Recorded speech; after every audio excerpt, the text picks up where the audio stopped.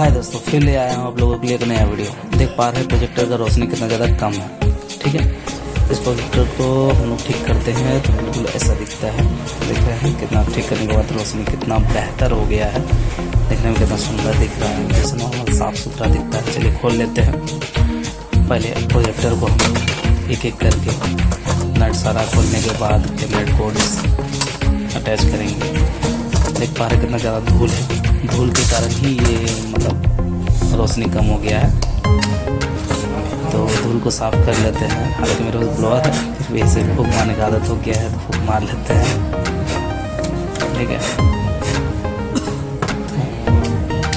तो साफ करेंगे इसको अच्छे से। ठीक है, देख रहे हैं कितना ज़्यादा गंदा है। चलिए ब्लोअर से साफ कर लेते हैं।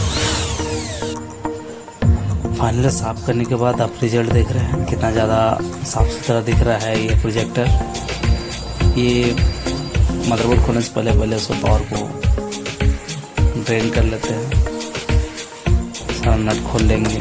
चलिए सारा प्लग को अनप्लग कर लेते हैं। तो मदरबोर्ड को अलग कर देते हैं, क्योंकि मदरबोर्ड में कोई इशू था नहीं। ऑप्टिकल पिन खोल लेते हैं हम लोग। इसको खोलने के बाद अंदर ओपन कर लेंगे।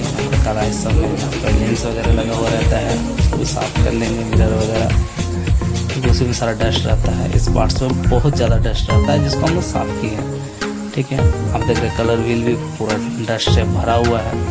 ये भी कलर को क्या बोलते हैं, रोशनी को रोकता है।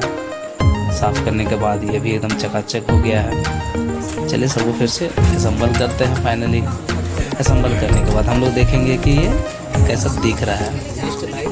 ठीक है, आप लोगों को ये वीडियो अच्छा लगेगा तो लाइक सब्सक्राइब जरूर करें। समझ में आए तो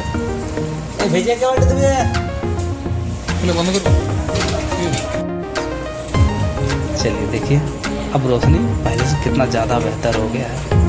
हम लोग जब स्टार्ट में देखे थे रोशनी कितना ज़्यादा कम था, अभी रोशनी ज़्यादा है। चलिए फाइनल फिटिंग के बाद देखते हैं। पूरा लगाने के बाद देखिए रोशनी बेहतर हो गया है। तो थैंक यू।